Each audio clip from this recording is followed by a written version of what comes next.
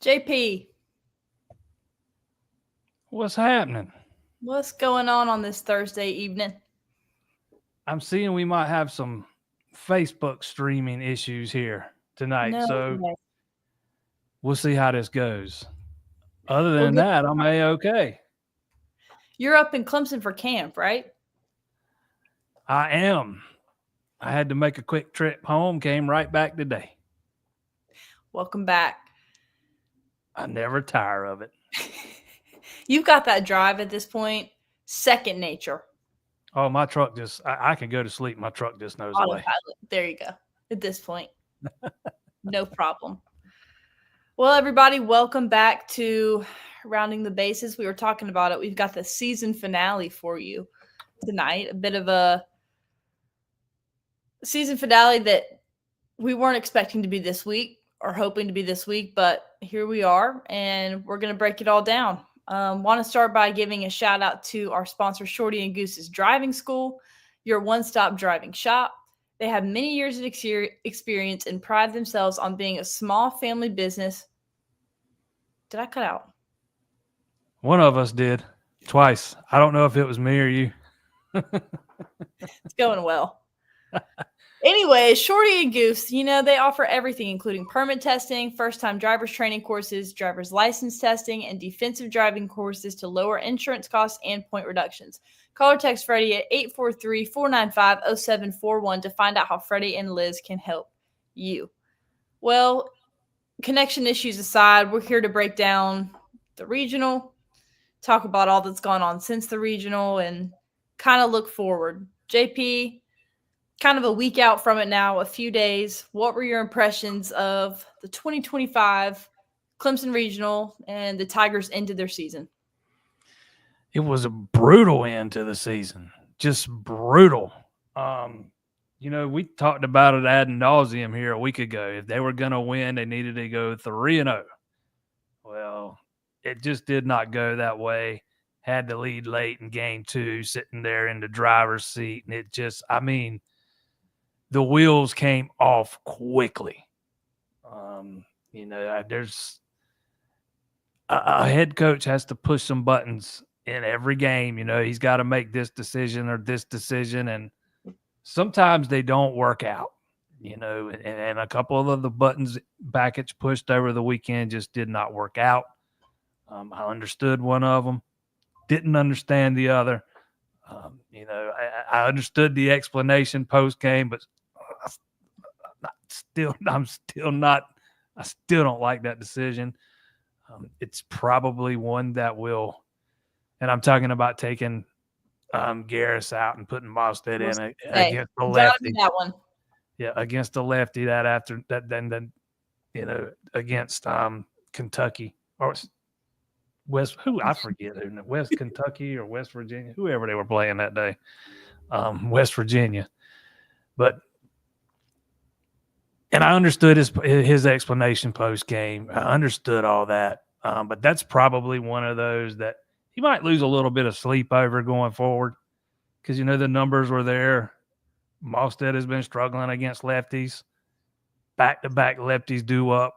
I imagine that decision to take Caden Grice out against Tennessee probably still haunts him a little bit. This one might rank right up there with that one. Not quite as dramatic, but both led to the same result. There was one thing that he said in the post game, after they were eliminated, that really did kind of stick with me.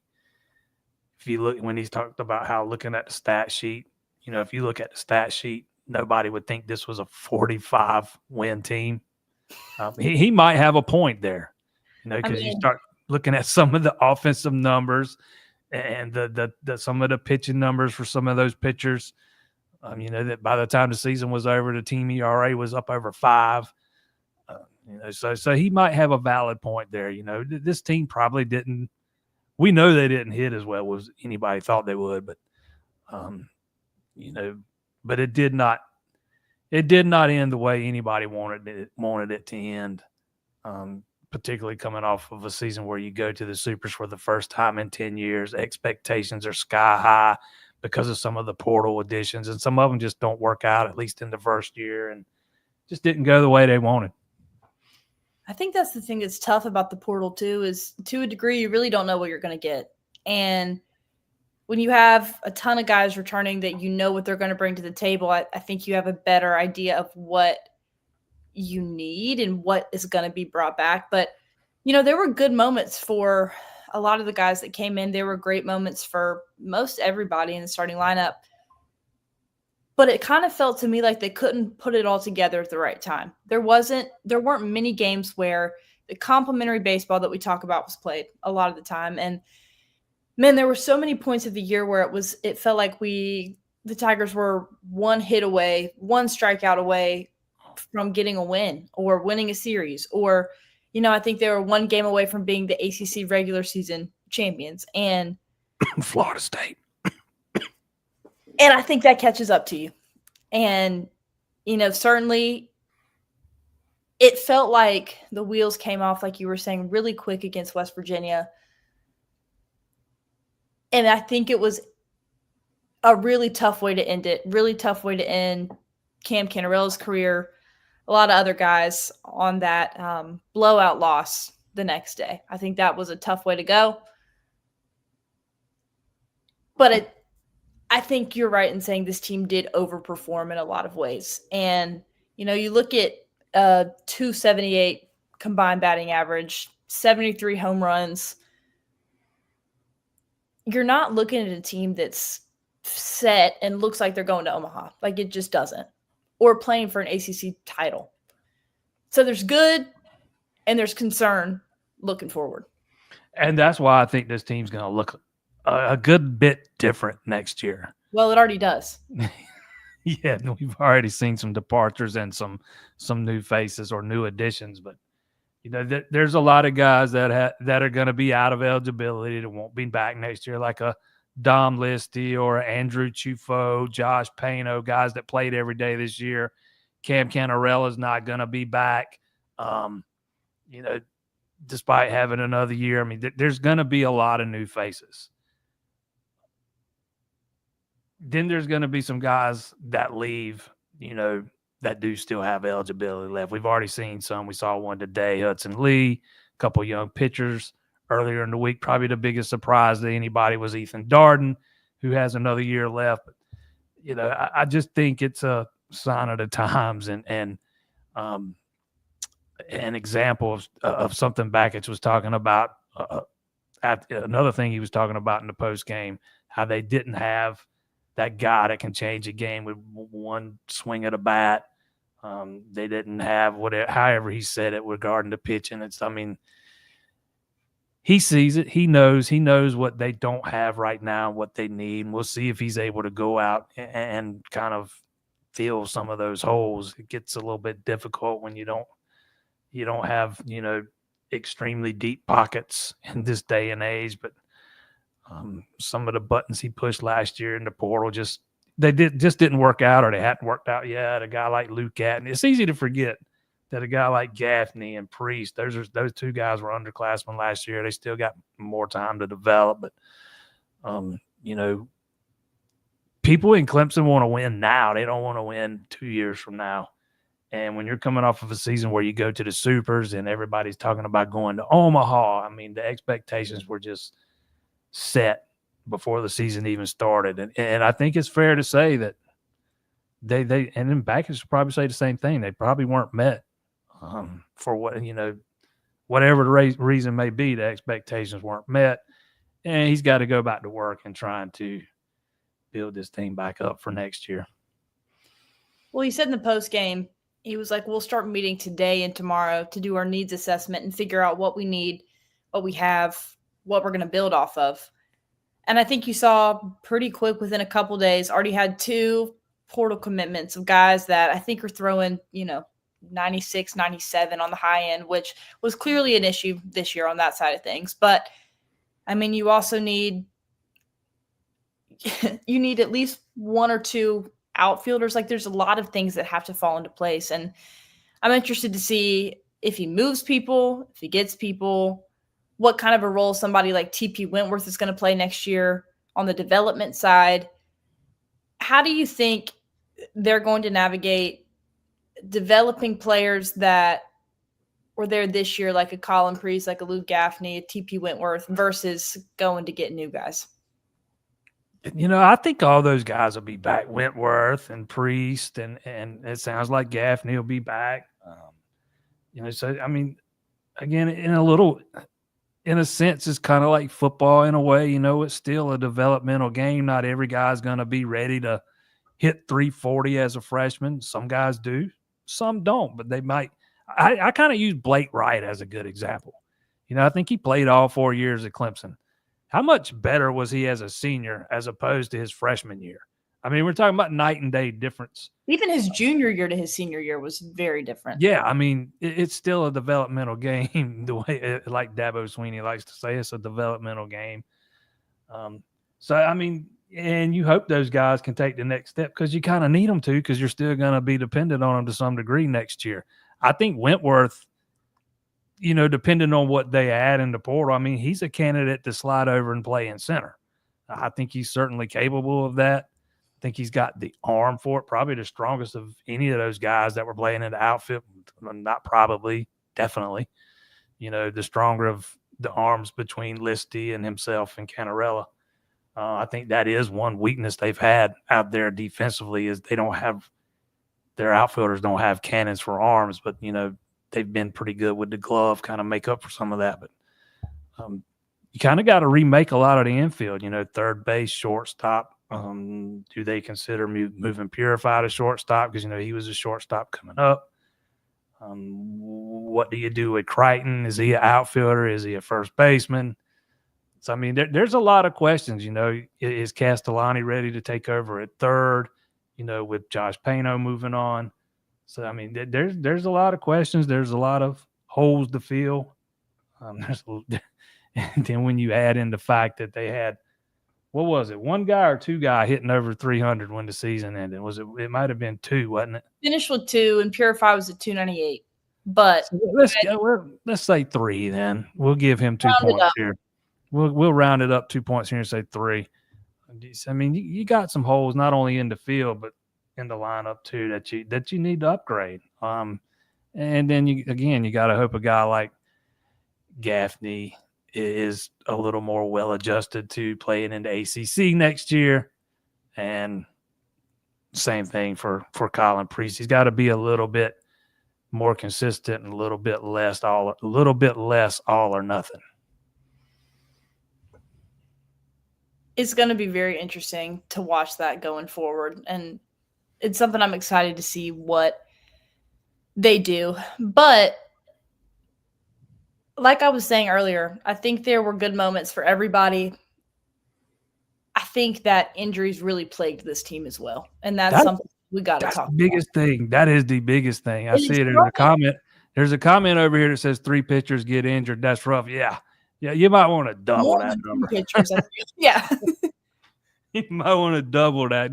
That was about the number of starting pitchers that got injured. And it started with Dane Moeller before the season even started. You were already off to a rough start there, because then you had to bring Titsworth eventually to be a starter when he was such a crucial part of the bullpen.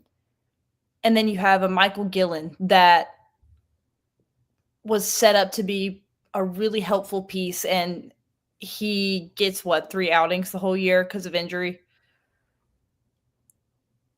It just felt like on that side of things, nothing ever fully came together there with the injuries. Yeah, you were playing behind the 8 ball from the jump. It felt like you were always moving pieces around to kind of fill in for somebody that was out. Or, Ethan Darden goes out, and where do we move X, Y, and Z? Reed Garris is out for a month. Like, he just got healthy in the last game of the season, So that's an underrated part of a lot of adversity to work through. I said before the season, I thought Clemson had enough pitching depth this year. Not enough to overcome that amount of injuries. Well, you don't go into anything thinking about that. Well, you know what? If you want to look back last year before, go back and even into the Monty years. This, for whatever reason, there's just been a lot of injuries to the pitchers. But for this year, yeah, when Dane Moeller went down, the rotation was never. Nobody was ever scared of all three of you starting pitchers because it was never stabilized. They tried to throw LaGuarnick in there on Sundays, just didn't work out. Move him out. And BJ Bailey works for a few weeks. Then all of a sudden, Ethan Darden's hurt right after you move LaGuarnick out and Bailey in. And all of a sudden, like you said, you got to move Titsworth in there. And he was a big piece of that bullpen. All of a sudden, you lost one of your two best, I guess I call them setup men. Him and Garris tried to set you up to get to Malstead. And for a while, the bullpen was able to carry that load. That was the best part of the team for the majority of the season. But I really think it was weakened once they moved Titsworth out. And then when Bailey got moved back in after making a few starts, he just wasn't the same guy. Just wasn't the same guy for whatever. I don't know if he's pitching through something or just, had his confidence rattled or whatever it is. He just was not the same guy. And, they could, once Darden went down, that really, and even Backett said it the other day, it got to a point where they couldn't really overcome it. And I think that was kind of the straw that broke the camel's back. Again, it just felt like nothing ever came together at the right time. The end of the season, they move Cam up into the leadoff spot, kind of get that situated. He starts balling out, finishes with a 3.53 average after at one point being below 300 for the first time in his career. And then your pitchers are hurt. And it felt the same way at the beginning of the season where it felt like it was ground out, line out every single inning. And then you would have Reed Garris and Malstead come in and shut people down, and Clemson could win 2-1.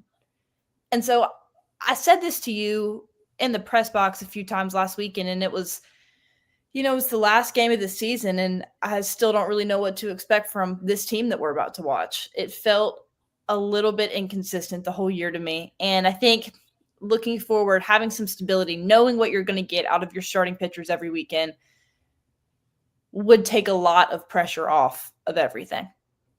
I think that's goal number one. You get your rotation figured out. They got the guy from Alabama. I don't even know if he's a starter or reliever, to be honest. We'll see what kind of role he plays next year. But Canuck's going to be back.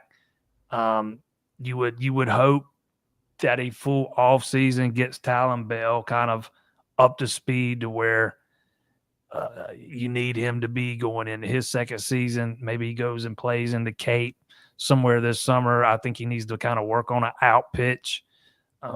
But that's a guy that they're really high on. I wouldn't judge him by his freshman season by any stretch of the imagination. And then how fast Moeller can come back. Don't think he's gonna be in the rotation to start the season, but can you get him back in March as opposed to April or May? That'll be a huge question. They like to take things slow with those guys, so I'm probably leaning more towards April. You think maybe, April? I don't know. Maybe to start ACC play middle of March. I don't know. We'll see. That'll put into February. That would be a year. It just depends. Some guys heal faster than others. We'll see. Best case scenario, he's back in time to pitch the first weekend. In an ideal world. Yeah, best case scenario, absolutely. But you still got to add some depth just in case he's not. I think they add the kid they just added from Division II, Catawba. All his numbers look fantastic. He throws hard. We'll see how he makes the adjustment. But that's where I would start was getting that rotation figured out. I think that we talked about this last week. Clemson is one of one or two schools in the two or three schools in the country to host a regional 3 years in a row. Two, I think. Two. Was it two? I think it might have been two. I don't know. You know how my memory is these days. I think that they're so close to getting over the hump to being an Omaha caliber team. But I think this season in particular, a lot of winning at the beginning of the year and not winning in pretty ways disguised a lot of problems. And I think that they all really came out, as we talked about, some in the Louisville series, heavily at NC State, heavily at Duke, and then I think in the regional. And I think it's frustrating if you're a Clemson fan to feel like they're that close to it, that close to being one of the very best programs in the country. I think it's fair to say that they took a little bit of a step back this year. And with a lot of people, the way the season ended, it's going to leave a sour taste in your mouth because, they give it up late in the Saturday game and they come out on Sunday and get pounded, which I think most of us thought that was a distinct possibility going into that Sunday because we'd seen it before. I really once thought they're out of arms, we've seen it. And even if they get through that game, and I had been told that West Virginia was out of arms too. There was a couple of West Virginia fans I knew that said they were a little worried about their pitching situation. Turns out, in that next game with Kentucky, it ended up being a slugfest. What was it, 14-12 or something? But would Clemson's offense been good enough to score 12, 13, 14 runs? When's the last time that happened? Anyways, back to my original point. I think it's fair to say that they took a little bit of a step back, but I don't think it was some huge leap. No, not at all. Especially, when you factor in the injuries and those things. I don't think they're as far off as people think. The pitching has the chance to be really good if you can finally find a way to stay healthy and add a couple of quality arms to kind of shore up some of the depth. Now, some of that where they are next year is going to depend on, probably how a couple of freshmen from this year progress over the offseason, a guy like Castellani specifically, and depend on who they can add in the portal. Coach Backish talked a long time as well after the final game about player development and how that was something that they were going to be prioritizing in the offseason. And I don't know if that happens when these guys go to the Cape. I don't know if that's something that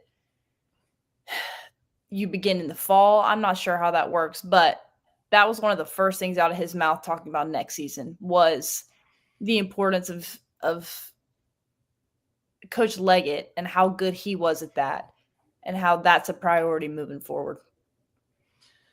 Yeah, I was talking before the game Sunday, before the last game Sunday, I was talking to Qualk in the press box, and he said something that I already knew but hadn't really thought about. It kind of reinforced it with me when he said it out loud. When a new coach takes a coaching job, he's kind of 2 years behind when it comes to a recruiting standpoint. So this would have been, his first full recruiting class of his guys. So, it's easy to lose sight of that. They're also trying to recruit in a world where they're fixing to start dealing with these roster limits. So you're not going to be able to offer as many kids. I know that there have been some players that have not just been told, hey, we can't offer you yet because we don't know what the rules are going to look like. I know there's at least been a couple that have had offers yanked, because they just don't know what it's going to look like. They don't know if we're going strict 34 next year or if they're going to grandfather in some of the walk-ons and stuff. So I think once you get some clarity on that, that'll help from a recruiting standpoint too. But, I certainly don't follow baseball recruiting, like people follow football. But on paper, there's some talent coming in the next class. There's a really good arm. I think his last name's, I don't even want to say it, man. I'm going to butcher it. Margolis or something like that, who's supposed to be really good. We'll see if some of those guys might get drafted. We'll see if they even make it to campus. You never know with that kind of stuff. Yeah, I think development is going to be a huge part of Some of those guys need to go and sharpen their skills this summer, whether they're playing in the Cape or CPL or wherever they're playing. It will definitely be interesting to watch, and I think encouraging that there's already been movement. There's already been moves made. You saw them hosting a guy, I think today, them picking up 2 commitments. It's going to be interesting to see how the rest of it plays out and how it continues to play out after the season is officially over, and see who else is in the transfer portal, because it's already some crazy number of guys that are already in there. But definitely going to be fun to watch. And it was a fun season to watch for the most part. There were really good moments of that season. As Backett said, swept South Carolina, host a regional, get to play for an ACC tournament title. That's a lot of accomplishments, even if you are taking a step back. And when you're dealing with the injuries and the adversity and all the things, there's a lot of success there. I think this is probably a pretty valid point right here. This season taught us that they're well coached, but at the end of the season, they needed the Jimmies and Joes. That's a football reference, but it's apt here for sure. I think each of his first 3 seasons, have been fun seasons. I know this one ended in disappointment, and there's probably words other people would use much harsher to describe it. I understand that, but the last 3 years, there's a different buzz around the program now. It's like, and I hate to say this because I don't want to sound like I'm knocking Monty or anything, but under the last staff, there were no expectations like that. People were just hoping they'd make it back to the tournament, by the end of that, that coaching staff's tenure. Now you got the new guy in here, and people were talking about Omaha every year, or at least the last 2 years. And you should probably hear that same talk, once the fall rolls around and they start fall ball up, especially when we get into the preseason. I think you'd probably hear some of the same stuff. He was very adamant after that game. So, hey, it was almost like he was a little irked. Yeah, we know it. We've not been to Omaha since 2010. We know it. We've heard it. But we're going back. He was adamant. At least he's got that confidence level in himself and his staff. I'm certainly not on the bandwagon of firing him or firing any coaches on that staff the way I've seen bantered about on Facebook and Twitter over the weekend. I don't think this is Monty 2.0. I don't think anything could be further from the truth. And again, it's not a knock on Monty, just where the program is right now compared to where it was when Monty left out. I still firmly believe the right man's, leading the way, and that they got the right guy in charge. And it's been 3 years. It's been 3 years. Let's see where we are 2 more years from now. Also, a pretty good start to 3 years to it. Yeah. Job. Like what a performance, especially this year with the coaching and getting them to 45 wins. Like, that's grit and that's tenacity from players, but where does that all start from? Starts with the head man. And you've hosted a regional in each of his first 3 years. He didn't even make the tournament the 2 years before he got there. And you've hosted 3 times in a row since he's been there. You made it to the super regional last year, first time since 2010. I know you lost both of those games, but man, you were so close to winning that second game, and I fully believe if they find a way to win the second one, they're winning the third. You're also playing one of the hottest teams in all of college baseball. Very similar to the regional 2 years ago with Tennessee. Absolutely, and I thought it might be the same thing this year with I thought Kentucky could be maybe that team this year because I didn't think they deserved to get in. Not saying they were hot like Florida at the end, but I didn't think they deserved to get in the way I didn't think Florida deserved to get in last year. But no, they went out with a whimper too. But let's I don't think 3 years is enough time. Let's see where we are into next year, end of the year after that. Because I still really think very highly of Bakich. I think very highly of Snobble and Bellinger. Um, I got a lot of respect for those guys. I think they know what they're doing. I've seen a lot of Bellinger hate over the weekend just because of the way the pitching, you know, kind of to a layman might have seemed to regress a little bit. And when you're running the same guys out there day after day after day after day, you're going to see some of that. I mean, just look at Jacob McGovern Sunday. He tried to run him back out there after he'd thrown 40-something pitches Friday night, and he just did not look like the same guy. Two different guys. Just gotta get a little bit more depth on that roster and go from there. Well, it's definitely going to be interesting. I will say, I think the culture around Clemson baseball from the fan side, I think, is drastically different. I think a lot of people are bought in, and I think people have expectations of going to Omaha, like what you said. And I think starting there, having those high expectations, going into a season feeling like you're going to win 40 something games, I think that's all coaching. And I think the program's in a really good place, even with, as you said, a brutal end to a regional. Yeah, I do too. I think the program's in a pretty good spot. I think there's a solid foundation in place. Sometimes it's just not your year, outside of the injuries, we can talk about that till we're blue in the face. You brought in some guys that are younger and that you were betting on producing at a high level this year, and they just didn't produce to the level that maybe you thought they would this year. Doesn't mean they won't next year. Again, like we talked about earlier, it's all about development, especially in my opinion, when you're bringing a guy from the Big Ten to the ACC, because I think it's a real big jump up in competition. So there's going to be an adjustment there for sure. But,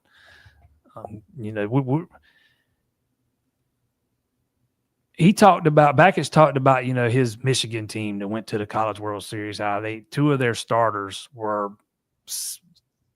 drafted in the top 3 rounds or top 2 rounds of the draft. I think he said 3 or 4 of his top guys in the lineup were drafted in the top 4 or 5 rounds in the draft, something like that. And you don't build that kind of depth overnight. And again, in college baseball, when you take over a program, you're at least a year behind, probably 2 years behind in recruiting. So again, we're talking about his first full recruiting class that was on the roster this year, all those freshmen. Just gotta have a little bit of patience. Let him take a few more swings in the portal this year and see how it works, because the swings he took in the portal before the 2024 season, those he knocked most of those out of the park. Absolutely. And it might turn out that he does the same thing with Priest and Gaffney. Again, we're talking about 2 guys that were still underclassmen last year. So just gonna require a little bit of patience. I think he did really well with Dom Listy. He was a gem. I mean, absolutely. Yeah, I mean a JUCO guy, then or before that a Division III guy, or wasn't it? He was Division III, right? He was Division III and then played 1 year at Indiana State. Okay, not JUCO, Indiana State. My bad. And had a head coach at the Division III level that taught him he never play at this level. And not only does he play at this level, he excels at this level. So I mean, it might not feel like it right now because the wound's still fresh, but he's had far more success in the portal than, given credit for in this moment, just because a couple of guys didn't play to the level that was expected this year. Yeah, go look at a Jimmy Overtop and Alden Mathis, Jacob Hinderliner, those guys from last year. Those were 3 guys that changed the makeup of that team, and the guys he brought in this year had the exact same potential to do that. Dom Listy did. And who's to say that Priest and Gaffney and whoever else won't in the future? Exactly. That's kind of, you say it much better than me. That's kind of what I was trying to say. That's why we let her host, because she's the speaker here. I don't know that that's true in any way, shape, or form at all. But JP, it's been so much fun doing rounding the bases this year, talking about Clemson baseball, and I'm excited to get back to it. What feels like about 14 years away next season. We might do some specials in the fall when fall ball rolls around. If we can go watch a scrimmage or exhibition or something, and we know exactly what we're talking about. If not, we can absolutely do it again next year if both of us are still here breathing, God willing. Hey, way to make it morbid. No need for all that. Yeah. I have learned that you never know what to expect from one day to the other. Well, last season, if you recall, going to watch fall scrimmages was our palate cleanser from football. So, I usually try to go watch some of the fall scrimmages for sure. I remember last year it was in Alabama, so they only did like the one doubleheader, if I'm remembering right, in Alabama, and I couldn't go to that, which kind of irked me a little bit. If you're going to do them on the road, go do it at Coastal like you did year before last. Although Coastal has Clemson's number right now. They had their number that day too, if I'm remembering right. Even though, those kind of deals are different because they play like 2 7-inning games, but it feels like 1 14-inning long game sometimes. And usually the pitchers pitch 2 innings, maybe some of them maybe just an inning. Roll them all out. I remember that day, all of them pitched at least 1 inning but one. And Backus finally had to come get him because he was just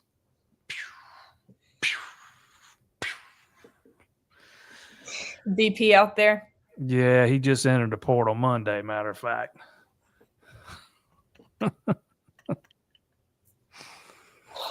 On that note, thank you all so much for tuning in tonight and this season. Thank you so much to our sponsor, Shorty and Goose's Driving School, for all you've done this season to help us make this show possible. Make sure you follow the Clemson Insider for all your Clemson baseball, football, basketball, anything you need. We'll have you covered. JP will have you covered with camp tomorrow. There you go. Is that tomorrow? That's tomorrow. Oh, man. I'm so tired. Get some sleep, JP. We'll talk to you guys soon. Thank you so much.